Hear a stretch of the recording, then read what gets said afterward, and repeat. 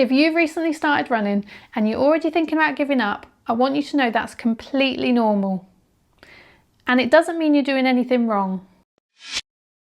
Starting running as a beginner is really, really hard. I don't want to scare you off, but I want to be real about it. It is hard work. I'm here to tell you that you can do it and give you the tools you need to go forwards. Running often feels worse before it feels better. In the first couple of weeks, you're full of motivation, maybe you're doing this new thing and you're dedicated to it. It's not that you're not dedicated now, it's just that you're finding it hard and the reality of doing it again and again is setting in.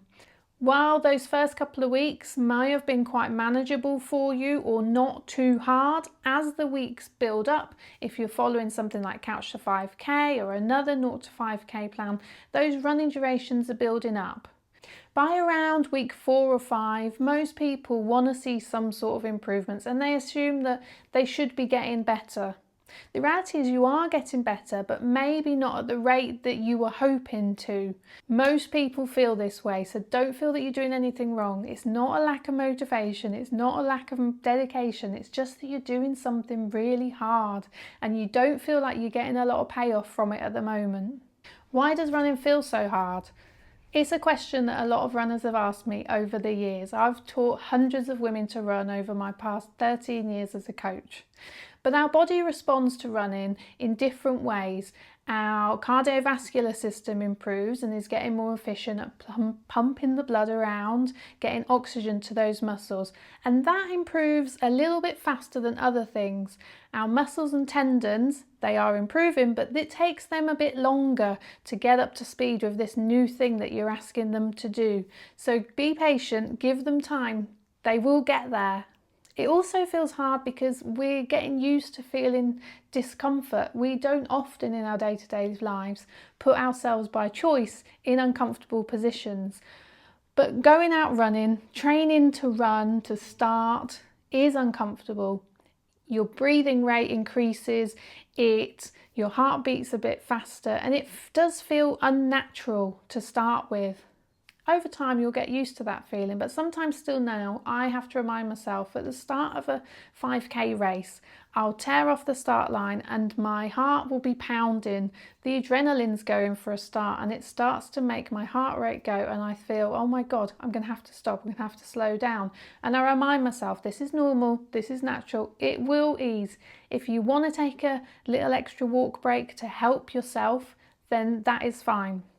Doing a warm-up, a few warm-up moves to begin with, will also help get your body ready to run. If you just step out the door and tear off down the street for your first interval, that's going to make you feel more uncomfortable than if you ease into it by starting walking a bit more brisker, doing a few dynamic movements. That will get your body ready to exercise and that will hopefully make it feel less uncomfortable when you start.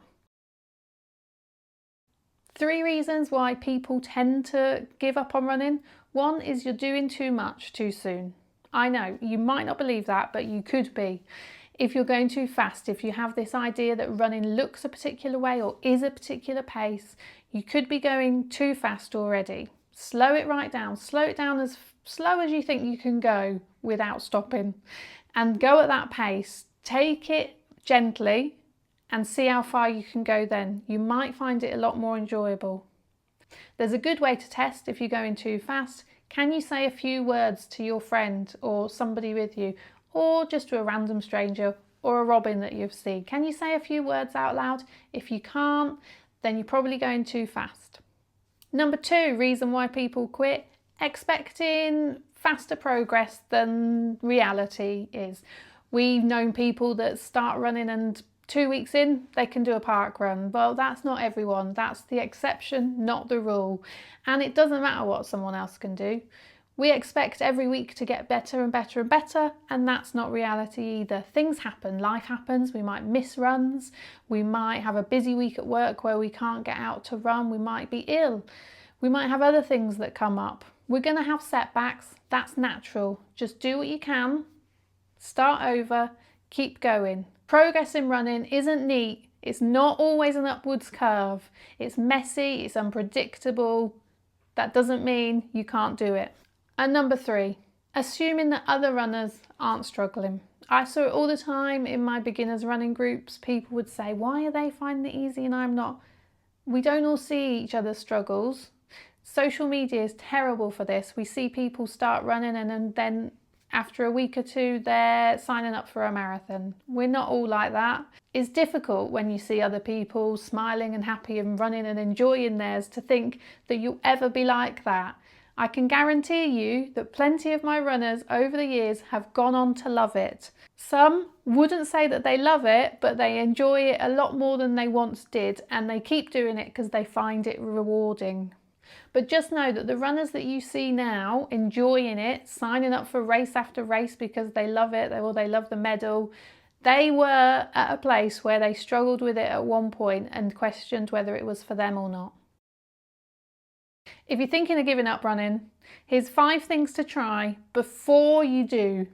1, slow down. We've already mentioned it, but slow right down. Take extra walk breaks if you need to. The important bit is getting out there, being active, moving your body, keeping those appointments with yourself 3 times a week to get out and make time to do some running and walking, moving about. Number 2, you can repeat a week in your training plan as many times as you need to before moving on. Just because it says it's an 8-week training plan doesn't mean it has to take you 8 weeks. If you want to feel more confident by repeating the week again before moving on, you do that. But also, having a perfect training week, ticking off everyone perfectly, is not a prerequisite for moving on. If you ticked off 2 and they went fairly well, or you ticked off 3 but one of them you kind of had to stop a bit sooner, if you want to move on, you can. Focus on showing up, not on improving. If we look for results all the time, we're going to have days when we're disappointed, but if we look at when we've showed up, gone out for our run, done our run walk intervals, done our best, then we can tick that off and say, yes, well done, I did that. Just know that showing up, doing some sort of movement is helping your fitness. It is getting you towards that end goal. Number 4, try to remove any pressure to enjoy it at this stage. Just do it. Maybe focus on the feeling that you have afterwards of being proud of yourself for doing it, even though you didn't necessarily like every moment of it. Take satisfaction from the runs ticked off. Don't try to love every one of them. Sometimes pace and distance tracking tools can make us feel a bit down about ourselves if those numbers aren't going the way that we want them to. Instead, picture a jar, or actually get a jar, and then for every run you're putting a marble into it. So instead of looking at numbers on a spreadsheet and pace, you're looking at your jar and all the marbles filling it up. Each one of those marbles represents a run, and it's a lot more satisfying to look at it filling up than it is to look at numbers on a spreadsheet sometimes.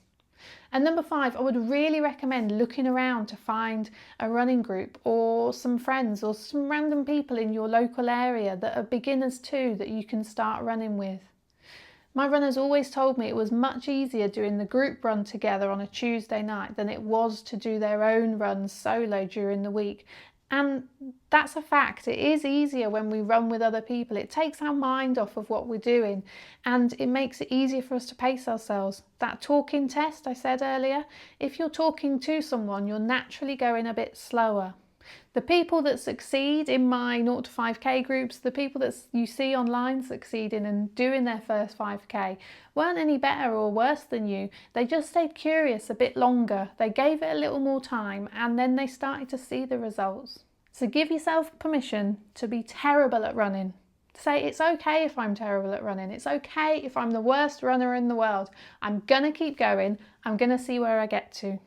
If you have any questions, feel free to post them below. I will get back to you and tell me how your running journey is going. I'd love to hear about it. If you want realistic running advice without the pressure, you might want to subscribe. I only post when I've got something I think will be really useful for you.